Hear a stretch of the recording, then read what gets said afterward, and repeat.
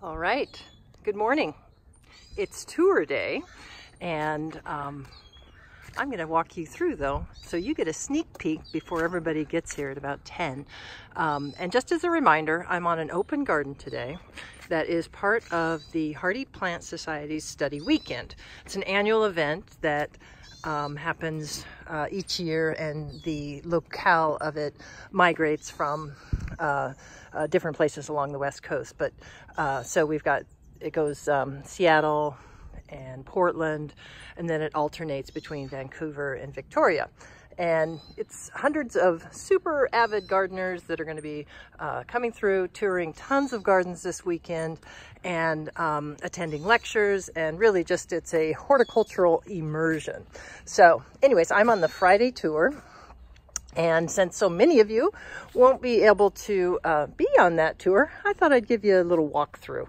We're going to move kind of quickly, but this video will probably get a little bit long because I don't know, I'm just going to walk you through and show you a few things and give you a flavor of, what my garden is looking like today. So, all right, here we go. So this is my front garden, and I've posted about it now and again. I call this my pollinator meadow. So it is the strip between my now defunct driveway. It's very inhospitable. It's very much full sun.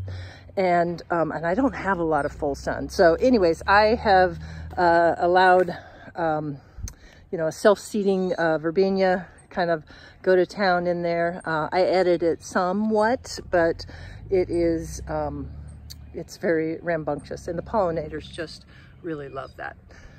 This is my front slope garden, believe it or not, recently planted. Big edits in my garden in the last year and a half, and this is one of those areas. So, and one of the things that these edits have allowed me to do is to grow more sun lovers. So this is an echinacea. That one's called Big Kahuna, and isn't that awesome? But before we go up the steps, I want to also just kind of share with you my parking strip, also called a health strip, boulevard strip, but it's the part of my garden that is street side. And I am blessed with wider than average parking strip. So mine, I believe, is about 12 feet deep. So I'm able to actually pack a lot of garden into that space. And so it really makes my garden larger. So as you can see, one of the details that is kind of fun is the use of steel. So I've got boulders here, and then those steel slats are kind of just diving right into that boulder to create a raised bed situation. And while we're talking about some of those details, I just want to make sure that we point out, or I point out, this right here. So I have a steel retaining wall. We've got boulders there. And again, that steel is kind of diving right in to it. And it just gives a really nice frame.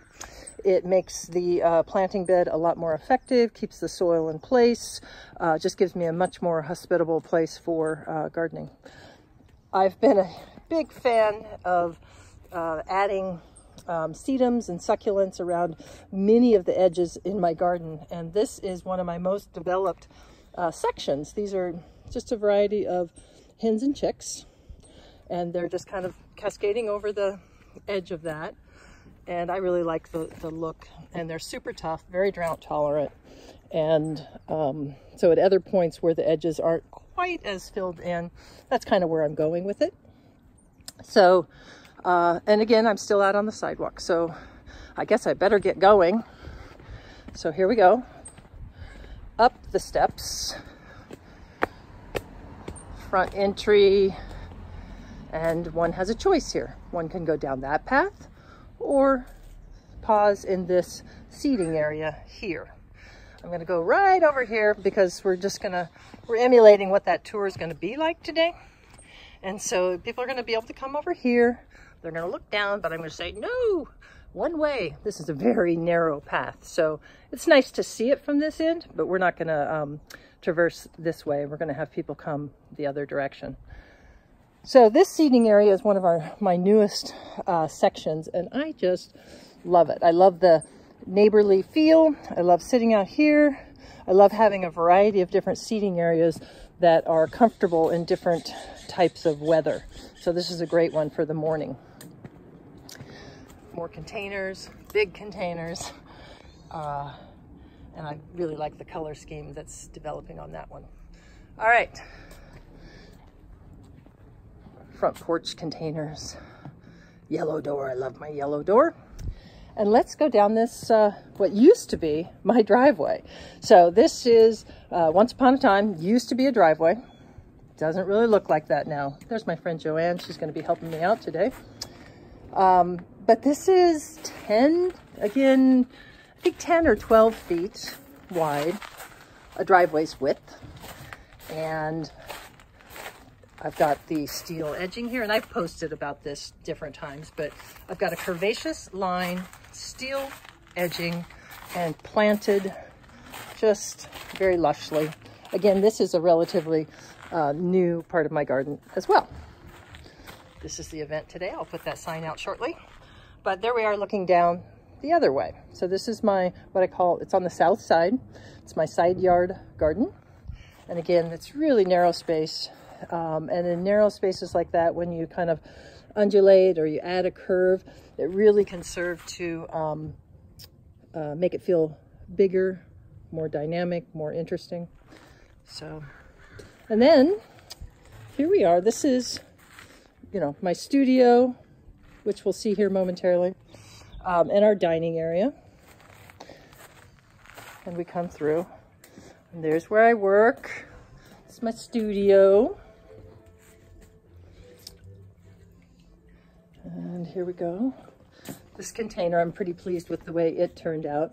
And I love, this is an annual, but I love that papyrus grass. It's just tropical and fun and light and airy.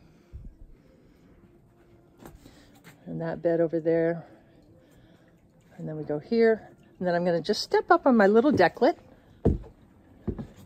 and look out, and that's the other seating area. We really like this kind of comfy seating area, and we hang out there a lot. It's you can put your feet up, you can totally relax. It's just a favorite. And of course, I'm a plant lover too. As you can see, tons of different plants, and yet, you know, I like to think that it holds together. And there we are. And here's my, there's the studio again. And here's my view from the studio, which I'm pretty pleased with. And there's another little seating area right in there. So one thing about like the number of seating areas that we've kind of seen is that my garden is really small. But one of the things that I've found is that by segmenting and creating smaller spaces within the larger space, it really, one, it adds a more interesting experience, but two, just makes your garden feel bigger too. So that's oftentimes what I find. And now this is the, oh, I guess I call it the shade alley. So it's very foliage intense. It's very shady.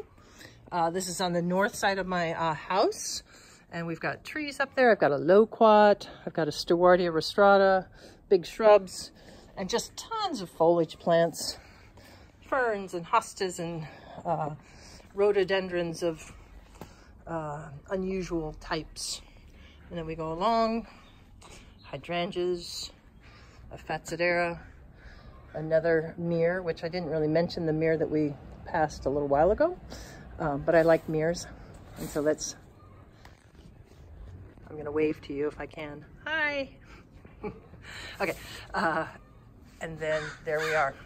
That is, now we're exiting out the front. So we've gone full circle, and I hope that you've stuck around. I hope that you've enjoyed this tour, and I hope it wasn't too jiggly and rocking around too much, because I'm just hand holding this, and here we go.